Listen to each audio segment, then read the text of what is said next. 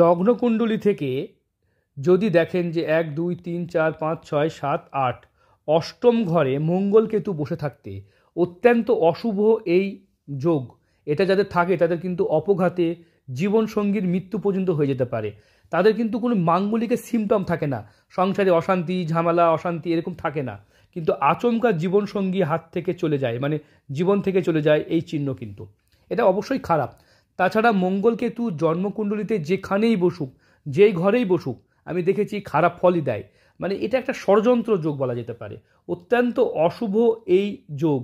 যাদের মঙ্গল কেতু একটা কুণ্ডলিতে বসে থাকে, আপনাদের কুণ্ডলিতে যদি কোথাও থাকে তাহলে বিশেষ সতর্ক হবেন, জীবনসঙ্গীর বিশেষ করে কেয়ার করবেন, তার জন্য তার প্রতিকার করবেন। নিজের প্রতিকার না করলেও চলবে, কিন্তু জীবনসঙ্গীর প্রতিকারটা অবশ্যই করাবেন।